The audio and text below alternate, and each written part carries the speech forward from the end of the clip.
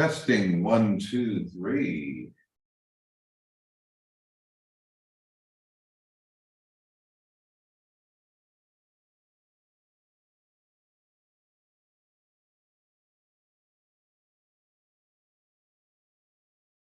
Testing, 1, 2, 3, 4, 5, 6.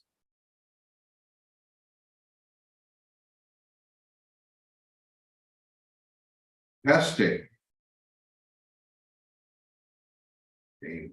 Calapooia. Okay, that works. All right.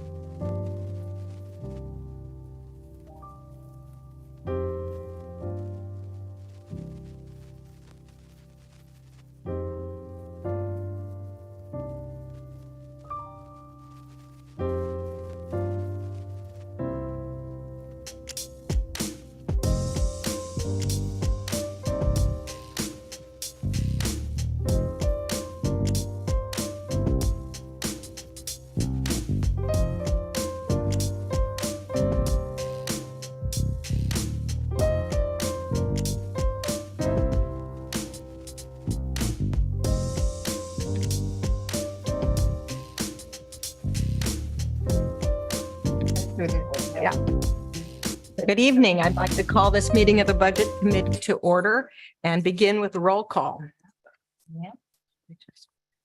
Mike Eister, Here. Austin Fullnagy, Here. Lisa Fragola, Here. Holly Johnson.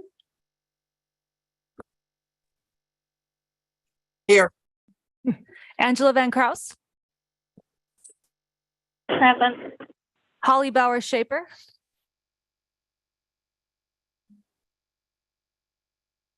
Siobhan Cancel, Sue Fahey, Here. Celine Swenson Harris, here. Hillary Kittleson, Here. Rosie Pryor, Here. Steve Mattel, Here. Ian Wimbrock, Here. Kevin Matthews.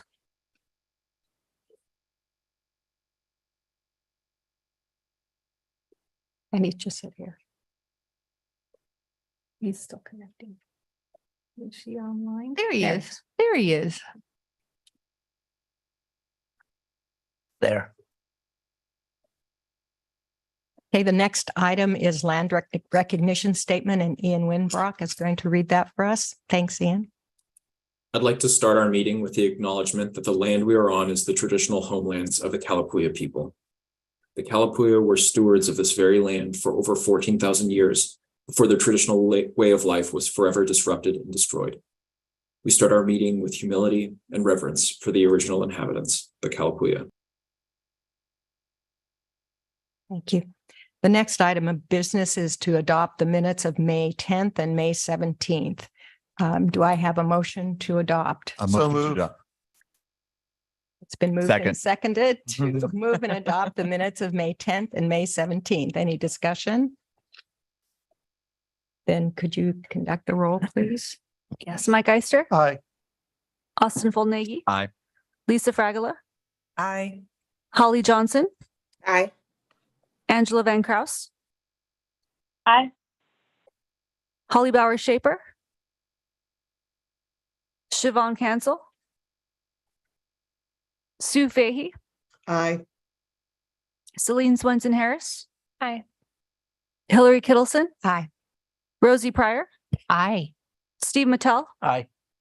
Ian Wimbrock, Yes. Kevin Matthews. You're muted, Kevin. But you said aye. We got it. Thanks. Okay. As your resident lip reader, I can verify that's the case. Thank you. Okay, our next item is public comment. Do we have any people signed up to provide comment? Yes, Adrian Mitchell.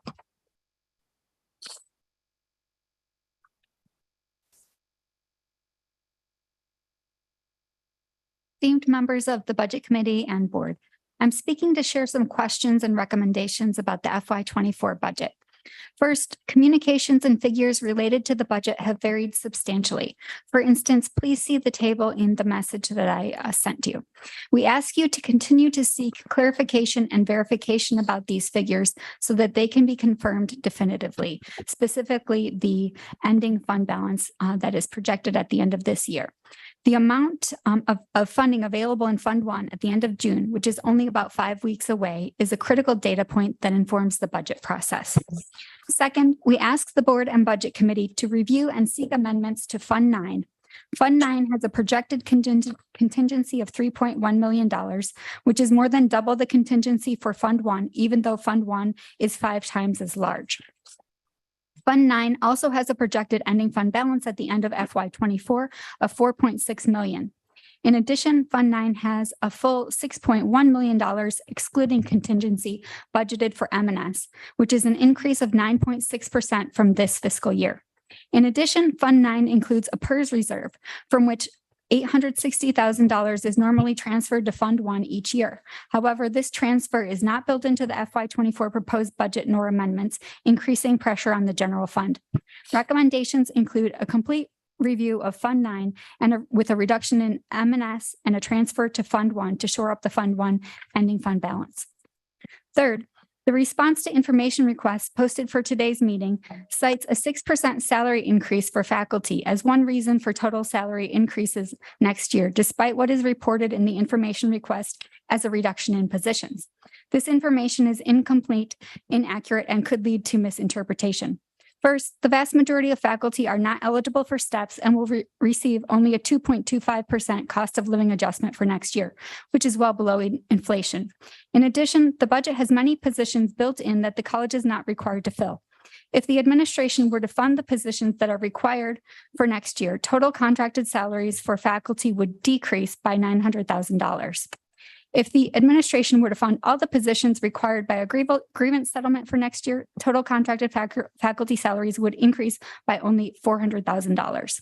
However, if the administration were to accept the offer to postpone 5 of those positions, the savings would be $684,282. This means that if the administration accepted the faculty salary givebacks, that total contracted salary expenses would have decreased for next year by approximately $284,000, even after salary increases are applied and not including any additional savings from newly hired faculty at lower salaries who replace retirees. Instead, the administration has proposed, according to the May 10th information response, to fund numerous positions in excess of the contractual requirements. The data provided indicate that the administration has built into the budget either 196.139 contracted faculty FTE, according to the May 10th information request, or 208.705 contracted FTE, according to the May 3rd proposed budget document. Please see table in the document I sent you for details. These are choices. These choices will have significant impacts for our campus and community. Given the proposed amendments that will make substantial cuts to personnel, there is simply no mechanism to reduce personnel costs without holding vacancies open or conducting layoffs. For contracted faculty positions, LCC conducts nationwide searches, which is common for higher education faculty jobs. This means that new faculty frequently move across the country, often with their families, to relocate for a faculty position at LCC. Increasing staffing levels, according to the plans outlined in the formal documents posted on board docs, while knowingly planning reductions, is a serious concern for our campus and our community whom you represent. In addition, while the recently released amendments suggest substantial personnel reductions, it is frequently impossible to realize such savings, especially significant savings through contracted faculty layoffs. What typically happens is that most faculty will transfer to another discipline for which they are qualified, displacing part-time faculty whose salaries are substantially lower, thereby increasing the cost per FTE of the program where they transfer. At the same time, the original program that was reduced no longer has enrollment, resulting in lost tuition revenue and state funding. It's a lose-lose scenario. Better choices are possible, and faculty have presented options that would obviate draconian measures. Finally, we ask you to allow for sufficient time for the public to be informed of budget amendments and proposals. As of 3:45 p.m., these were not posted on board docs. We ask you to allow more time for additional information to be presented and considered before formally voting to recommend amendments. Thank you for your consideration and your commitment to this year's process. Your role has been crucial and greatly appreciated. Did anyone sign up online? So that's it. Thank you very much for close the public comment period. And the next item is responses to information requests. Go ahead.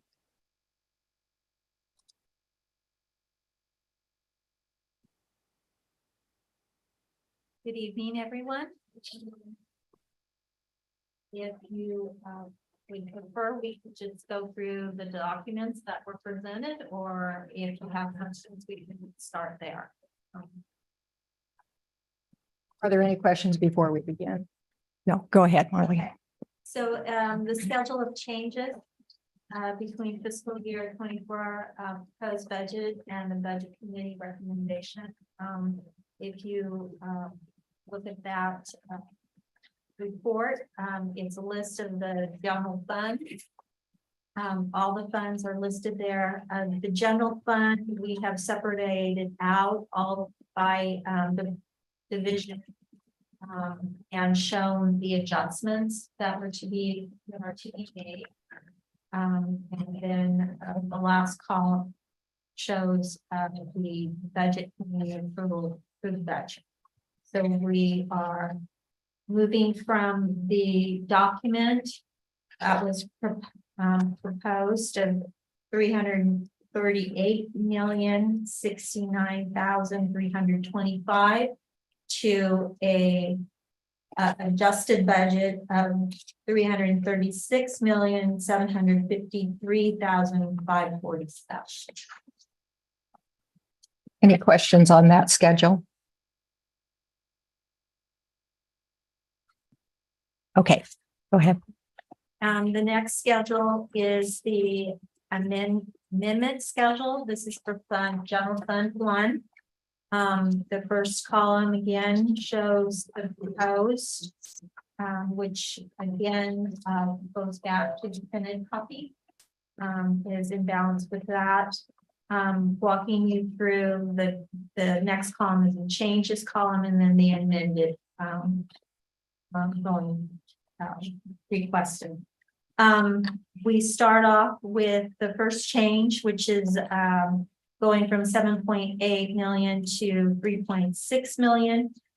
This is due to the unspent contingency and the reductions in M&S and capital overlay expenditures based on the new revised estimated fiscal year 23 that I did this last week, updated that, and we have a better figure to start off with our new fiscal year 24.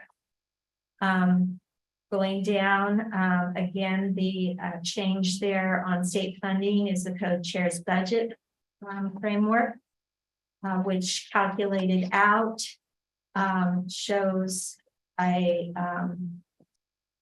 $1 million increase. There was a slight mathematical error in the proposed, so that this, instead of decreasing, it increased. The actual decrease, if you do the math, is $124,000. The next adjustment is the 5% enrollment in tuition. Going down to other revenue, federal employee retention grant was increased from 1 million to 2 million. So the 1 million had been proposed, and we increased it again by another 1 million.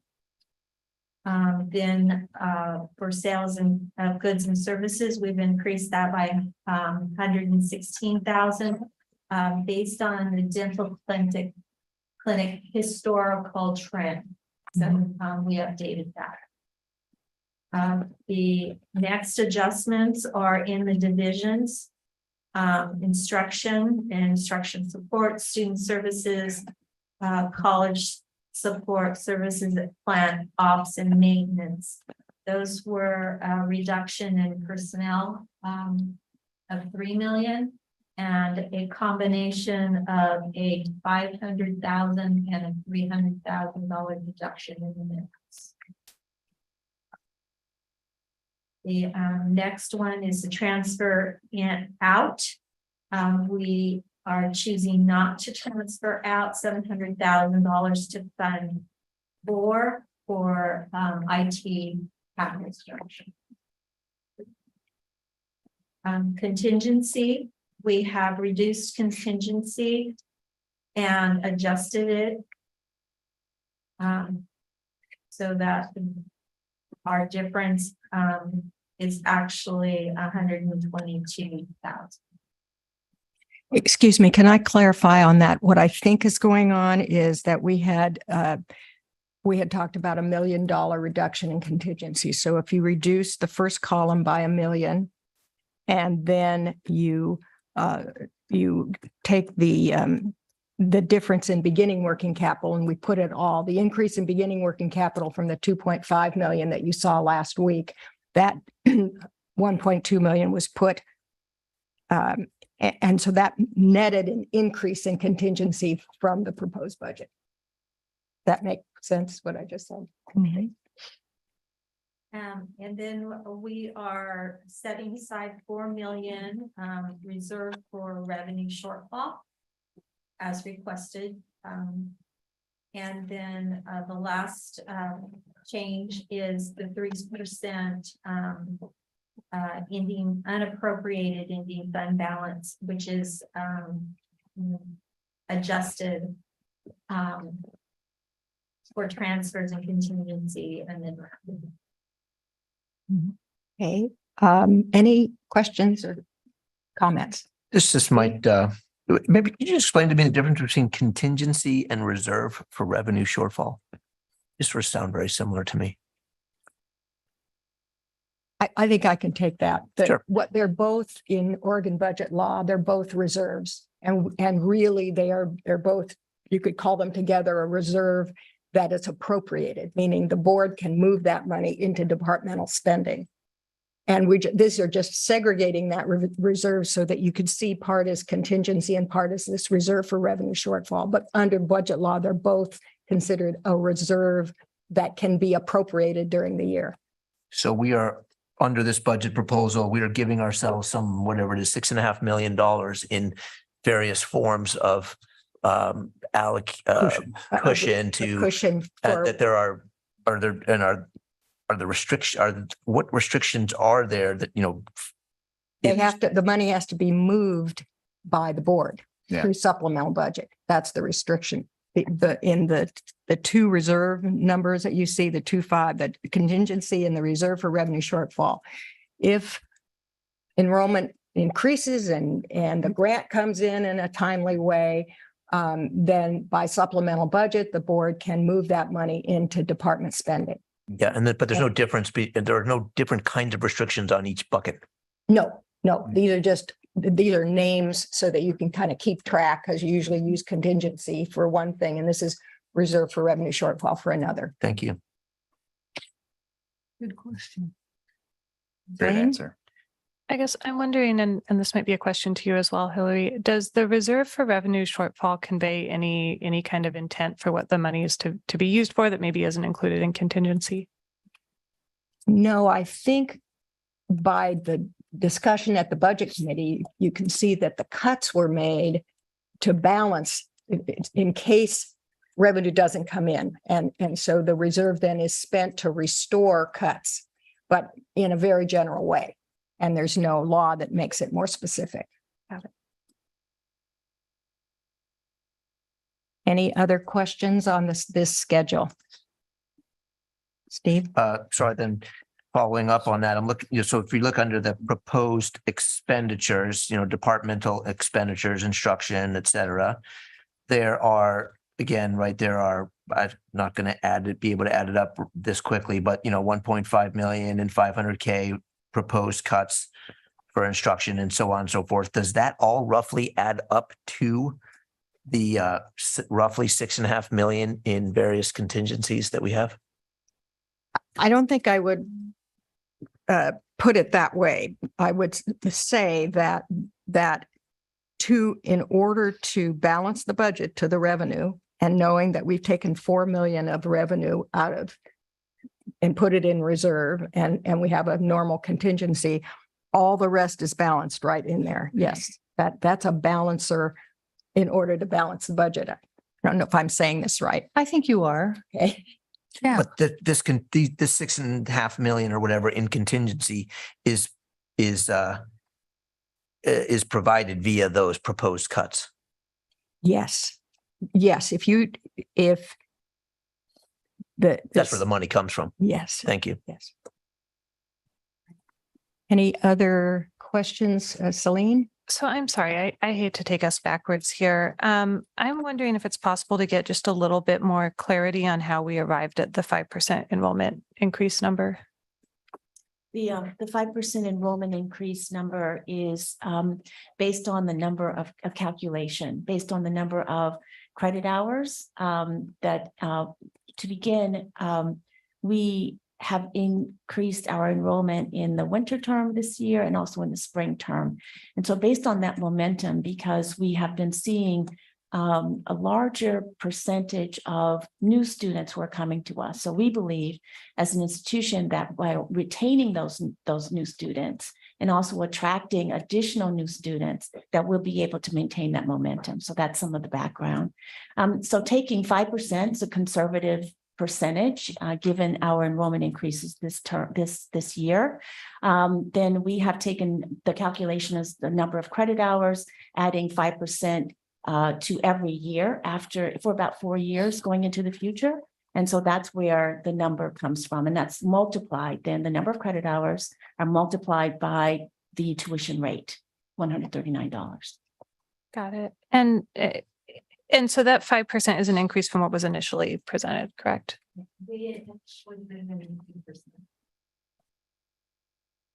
Is there? Celine, would you be willing to speak up a little more? Oh, sorry. I guess I'm just wondering if I can get a little bit of background on why that moved from the 2 to the 5. It moved from 2 to 5 because we were creating an aspirational budget. And we created a conservative budget that you saw in the proposed budget. And this one is an aspirational budget. We are bold. And so we're just putting it out there that we are open for business and wanting to serve the good people here in Lane County. And so we are going to make every effort to do that. Sue. You're on mute, Sue. Thank you. So to follow up on Celine's question, I appreciate the explanation on how the additional revenue was calculated, particularly in the questions, the responses to the questions that were provided. I understand the calculation now, so thank you for that. What I need help understanding is the calculation came out with 250,000 for 1%, and our amended proposed budget has 450,000 per 1% increase. And I'm struggling understanding what the difference is. Yes, I think that we included a response to that, Sue, in the responses themselves. The calculation that I am giving, I was very much a part of that effort that came through our institutional research area. And the 1% equals that $200-something thousand has been basically a rule of thumb here at Lane Community College. And so, but we did an actual calculation, which results in what I explained earlier.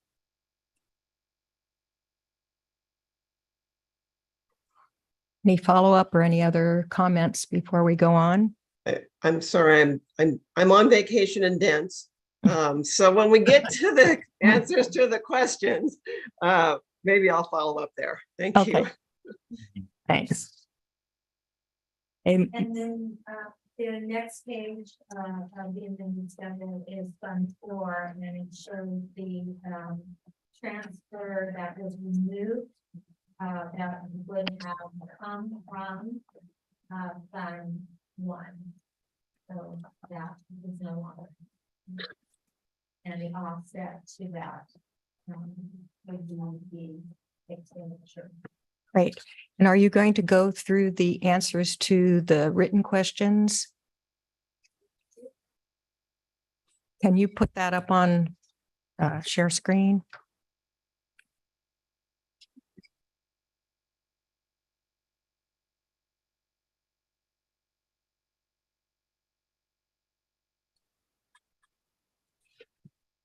The Word document.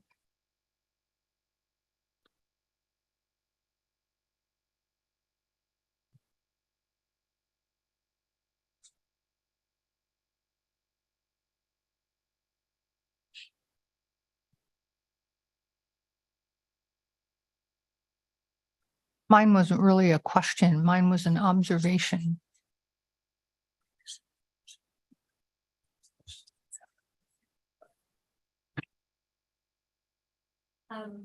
This question is squirrel included, please provide an estimate of what squirrel might be given the budget forecast. Squirrel was not included in the projection, the proposed budget, it was not included in the projection. Just a quick question. Does anybody need a definition of swirl? Are we all good to go? We all understand what swirl is? But I'm just gonna say, I'm having some problems with my eyes, so I am gonna wear my sunglasses because that helps me be able to be present under these fluorescent lights right now. So my apologies for You'll be that. inscrutable. So when you say not included in the proposed budget, you mean the original draft budget? Okay, great. I just want to be clear on language. Thank you.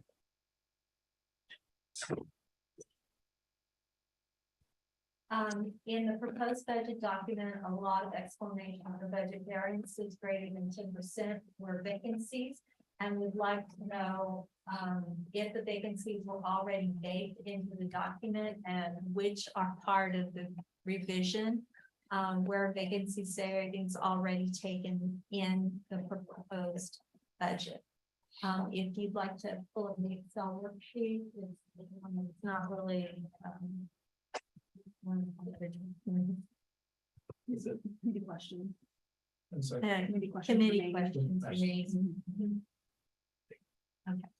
So, this, the estimated swirl for fiscal year 2024 is between 2.89 to 3.09%, approximately 1.3 million to 1.4 million. So this there, if you look at the bottom here, there's a bit of a history that we were able to pull from reports that historical reports. You can see that September through May, September 22 through May 23, that we've had approximately 1.1 to 1.2 in swirl. So if you look up at the top there, you'll see that in the column where it says 3.09%, that is the adopted budget savings. And the estimated projected savings is the 2.89%.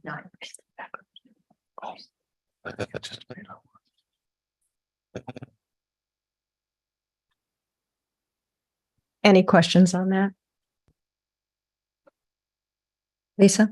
So that's the savings from swirl. From holding positions vacant for a temporary period of time. Holding them for they're vacant for whatever purposes they're not filled, that we run about 1.1 to 1.2 throughout the year. And you want to go back to the yeah. Got it. Go ahead. Okay. Our wages OPE in the proposed 23-24 budget reduced for swirl of 1.3 million to 1.4 million. That is having swirl savings already been taken in the proposed budget. No, they are not included. Swirl is not included in the proposed budget. Are they, is it factored into the reductions in any way, or just sitting there as a possible strategy? It's a possible strategy. Okay, thank you. So right there, right out the chute is one of the ways we can anticipate achieving that budget savings. Any other, it's Lisa? So when you say possible strategy, you're talking about the amendments. Yeah, I was talking about the amendments, Yeah, okay. the amount of cuts and that. Okay, Sorry. Okay, next question. Regarding the 1 million salary benefit reduction that is already included in the proposed budget document for the answer to question 2. General fund is down 35 FTEs from the 22-23 budget per attached worksheet. The 1 million savings equals about 29,000 wage and OPE per FTE. That seems way too low for the positions that were provided as an answer to question 14 at the 5-10 meeting. Shouldn't savings from reducing 35 FTE be much higher than 1 million? How does the salary benefit reduction in the proposed budget relate to the current list of vacancies given to the budget committee? Have any of these positions already been deducted from the proposed budget? Answer. The lower amount of savings is due to substantial raises that the faculty and classified received, including a COLA and step increase. The raises were 6% to faculty, 6.55% to classified, and 2.25% to managers. These salary increases also raised OPE, which resulted in only netting 1 million in savings despite the lower FTE. Positions had to be cut in order to pay for the salary increase. An FTE is full-time employees, right? Yeah. Okay. Like, Full-time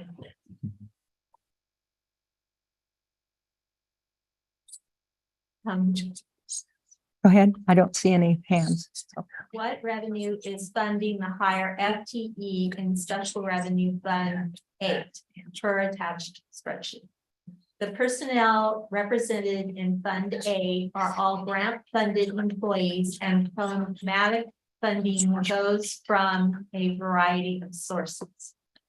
The main areas of growth include Title III, TRIO, and state grants that fund our Children's Center and Quality Care Connections, Career Pathways, and ABSE ESL program.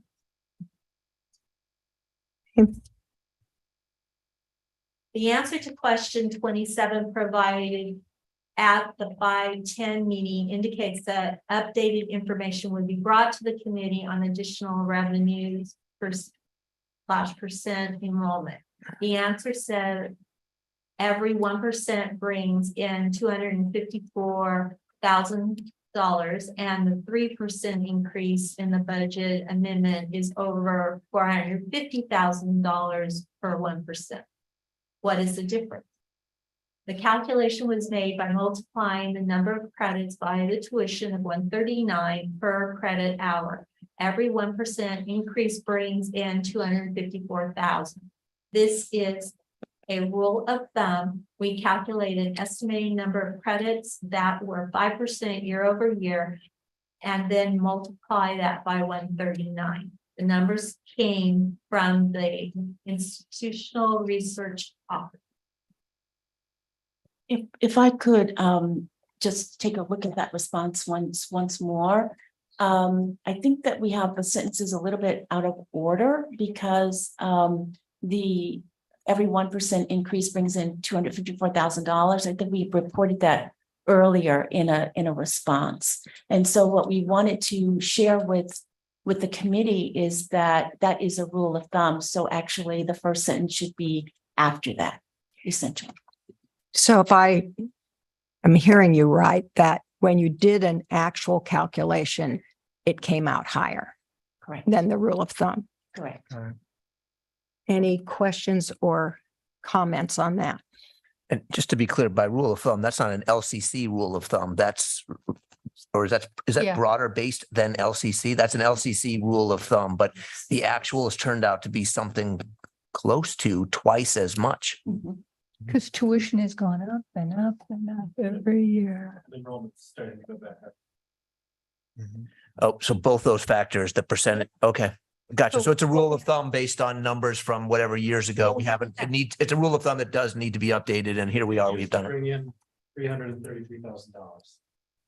$1 increase, bringing 300, but that was when we had 1%. way more students. Yeah. Understood. Okay, I'm with you. I'm with you. Any questions? Sue, are you? Yeah, that was helpful. Thank you. I think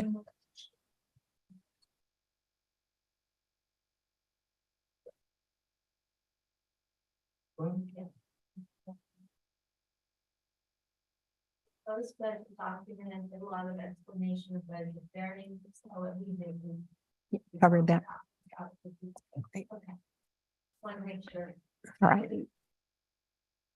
Okay, so we are now at a place where we can decide if we feel like we have enough information to act tonight to make a recommendation to the board on the budget and to set the tax levy. Well, first, take a motion on the amendments before you.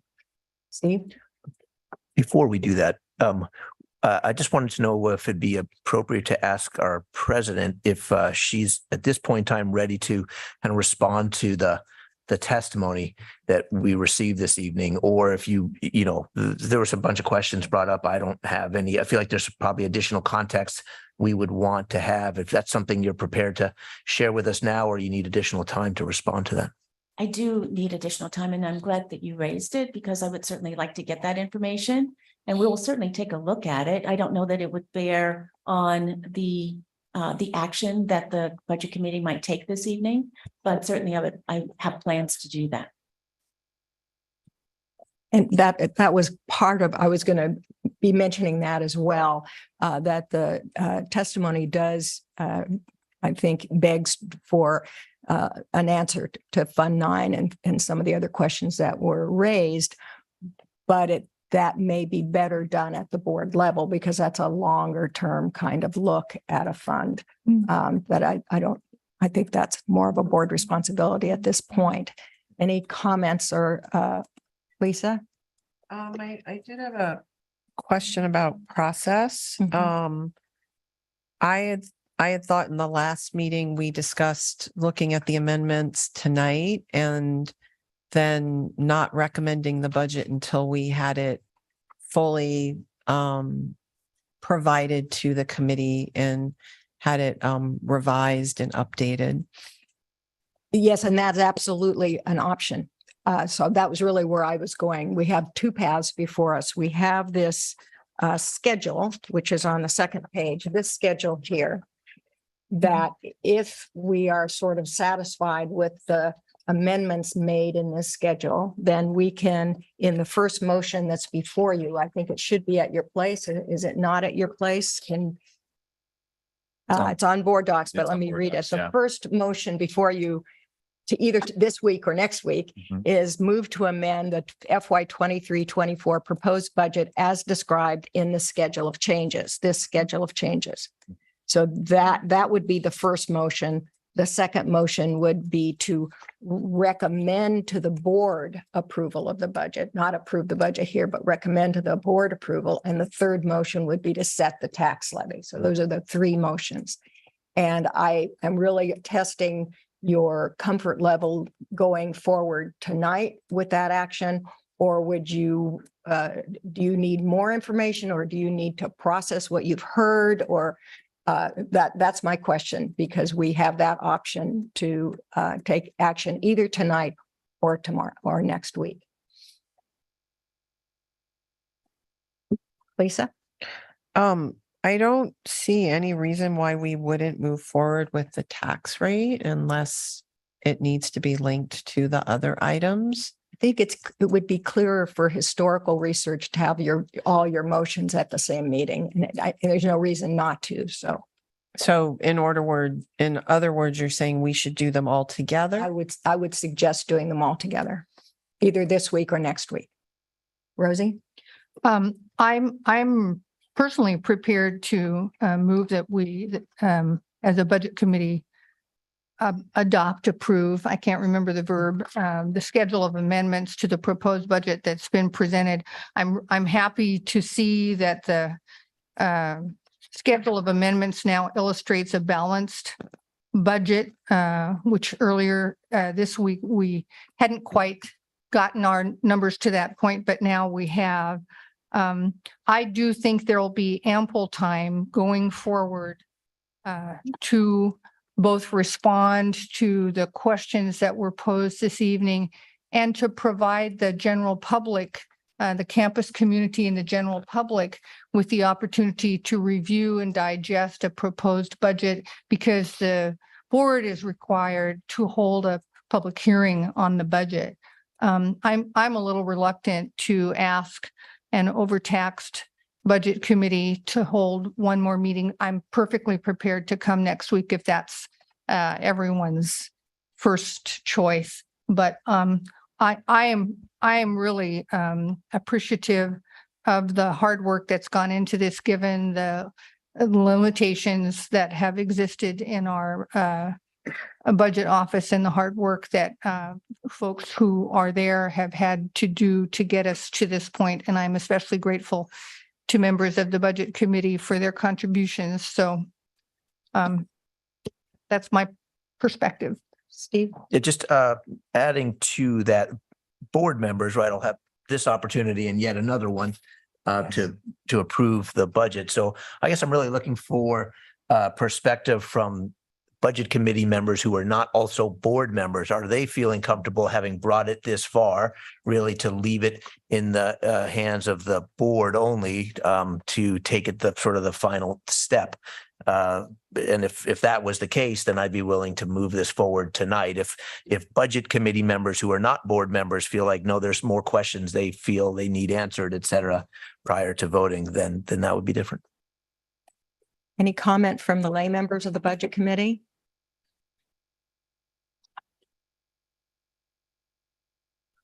Where am We I? have one. There's Ian. Ian. Yeah, Okay, yeah, sorry. thanks for asking for an opportunity to comment. I really appreciated the gentle guidance last week from Rosie. That is not the budget committee members, the lay members anyway, purview to get into the details and minutia of the budget. And I feel confident based on the discourse that we've been having thus far, as well as the follow-up that's been provided by board docs, that hopefully that y'all, the elected members, have what you need to go into implementation of the budget. And hopefully, as a budget committee, we've provided with enough input for y'all to be able to move forward with implementation. I'm happy to join for a meeting next week, but I'd be comfortable with voting tonight. Any other comments from lay members? Sue in the Sue. shadows there. Yeah. There you go, Sue. The sun's setting behind me. So I, like Ian, am prepared to go ahead and move to pass this on to the board tonight. I think the hard work is actually left ahead of us, or those of you in the elected positions, because there's a lot of reductions that need to be looked at. And as we've heard testimony on, they're hard to come by in an organization that has so much of their requirements in staffing. But I'm fully prepared to go ahead and approve motions this evening. Celine? Yeah, I want to agree that I do feel all right with moving forward, and I do want to say a thank you to staff. That I know this has been a incredibly difficult process, that we've had a lot of questions, and that it sounds like you know, you all are in a period of transition and may not have all the staff that we wish we could have for this. That said, I do also want to just put on the record something that I've observed in my experience as a budget committee member for quite some time, that I've always been incredibly appreciative that it felt to me as a citizen member of this committee that all of the stakeholders at the college got together and brought us something that it seemed like faculty and administration and students were comfortable with, even though it couldn't always be an exact consensus and an agreement. And I do want to say it was a little tough for me this year to see that it doesn't necessarily seem like those conversations were able to reach that point this time. And a thank you to the community members who raised concerns. Okay, well, I think the sense of the group is that we're going to move forward. If the motions from board docs could be put up on the share screen, that would be great. And what I'd like to do is we'll go through the first, do the regular through a motion, have time for any comments or discussion before you vote, because I think the first motion in a way is the content, you know, the others are more the formal things we need to do. So there should be a document with the motions, a Word document or a, oh, there. And so where is that first motion? Yeah. Recommended action? Mhm.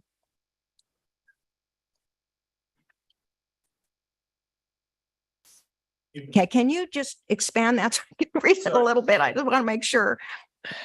And really, you can just start with the move. Move. This is where I was going. Okay, so can someone make the motions, Rosie?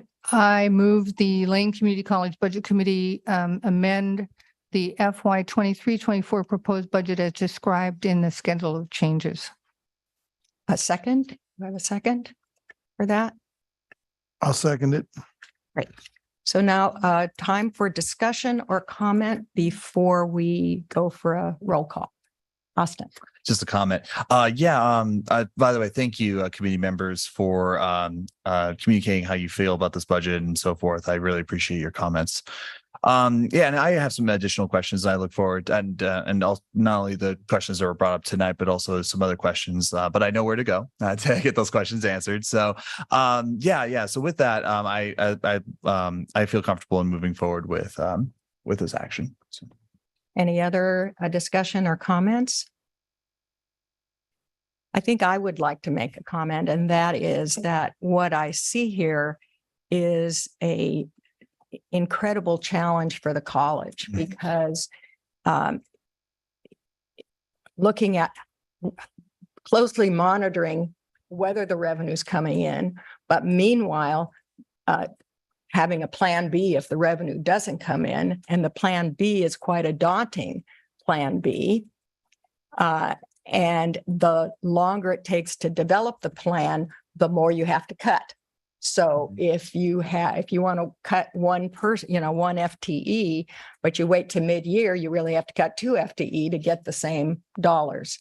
So I think time is of the essence with gathering stakeholders and starting like tomorrow and putting brakes on spending internally until something's worked out.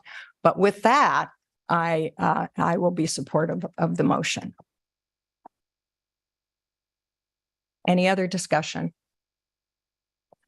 Okay, take the roll, please. Yes, Mike Eister, Aye. Austin Fullnagy, Aye.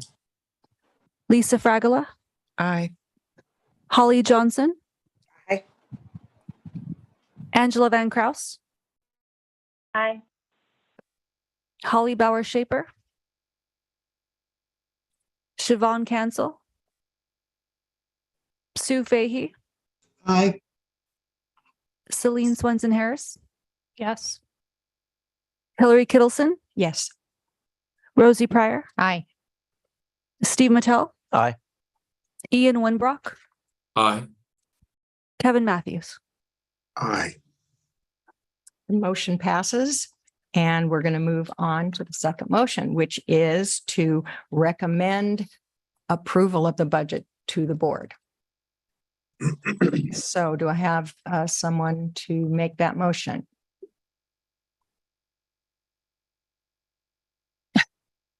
I was happy to do it, but I was hoping one of the lay members would do it because. I'll move. Yeah. So moved. Second. Was that Sue? That was Sue, yes. So this is simply saying we're recommending the budget we just approved in the first motion. Any other comments or questions? All right, roll call. Mike Eister, Aye. Austin Fullnagy, Aye.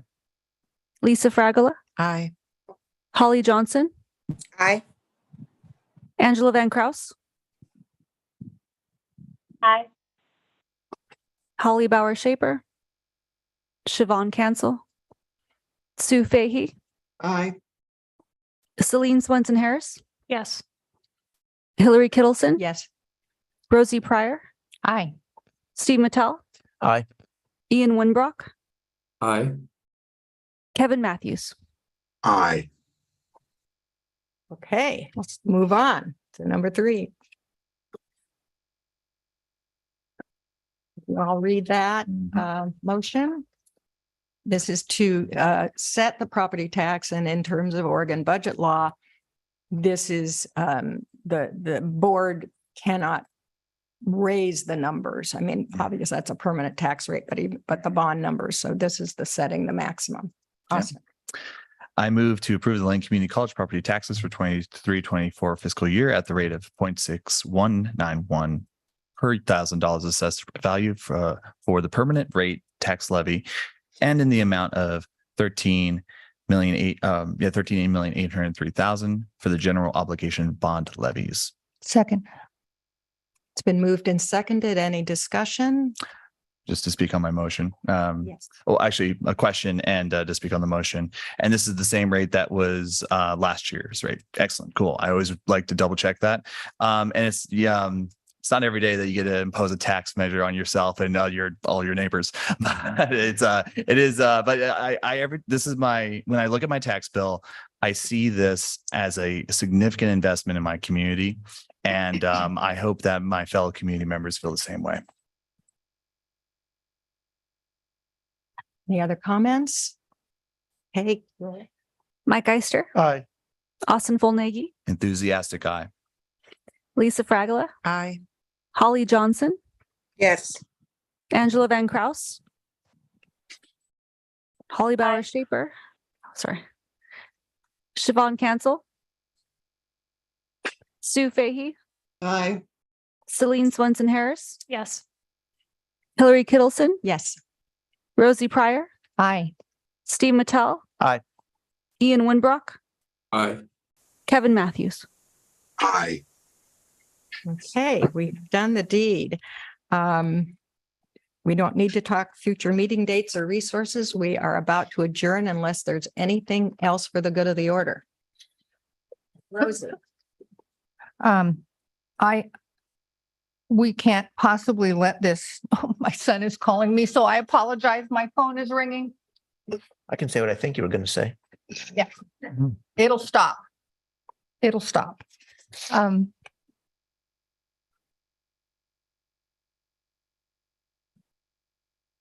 This never happened.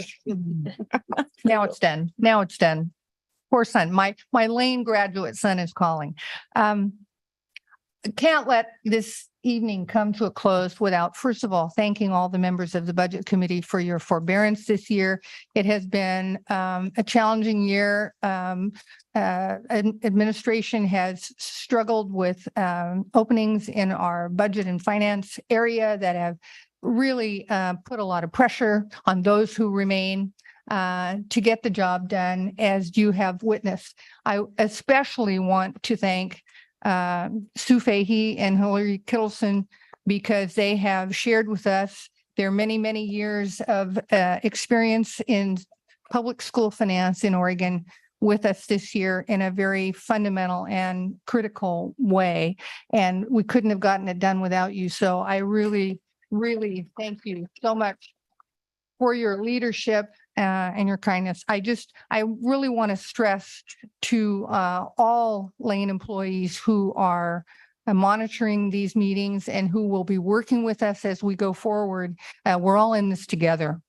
We have a lot of work ahead of us, a lot of work to do. Some of us sadly are going to be stepping away from the work, and other brighter minds are going to be stepping forward shortly and bringing fresh energy and a lot of optimism and hope.